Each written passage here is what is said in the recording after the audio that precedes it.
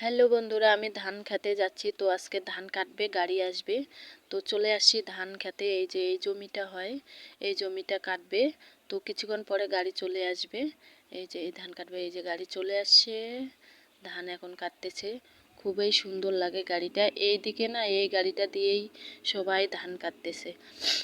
তো ভালো লাগে, দেখতেও ভালো লাগে, একদম পরিষ্কার হয়ে যায় ধান। দেখো কত সুন্দর করে কাটতেছে, একদম ঝকঝকা ধান। তো এই পাইপটা দিয়ে কিন্তু ধান বেরিয়ে যাবে। এই লাল টেমকিটাতে ধান থাকে, আর ওইদিকে নাড়াটা, ধানের নাড়াটা আছে যে, ওটা বের হয়ে পড়ে যায়। তো কত সুন্দর সুবিধা দেখো। তো দেখো আমি দাঁড়ায় দাঁড়ায় দেখতেছি, অনেকজন আসছে ধান দেখতে, কেমন করে গাড়ি ধান কাটে। তো সবাই দেখতে আসছে। এই যে এইদিকে খ্যার পড়তেছে, কত সুন্দর।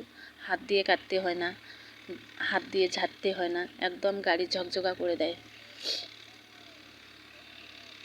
এই গাড়ির দাদাটা না টাইম পাচ্ছে না, অনেকজন ডাকতেছে।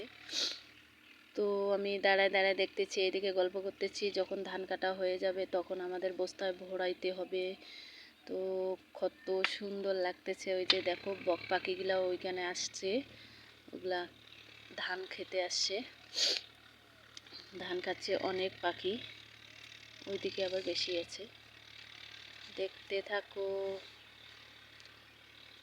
আমরা এই সামনে এবছর হাত দিয়ে ধান কাটিনি, গাড়ি দিয়ে কাটছি। আর আগের ধান তো খুবই ভিজে গেছে সব। এই যে তোমার দাদা ভাই, এই যে আমাদের ধান কাটা কিন্তু শেষ হয়ে গেছে, এখন ধান ভরাচ্ছে। দেখো এই যে এই পাইপটা দিয়ে ধান বের হয়, একদম পরিষ্কার, কোনো চিন্তা নেই, নো টেনশন।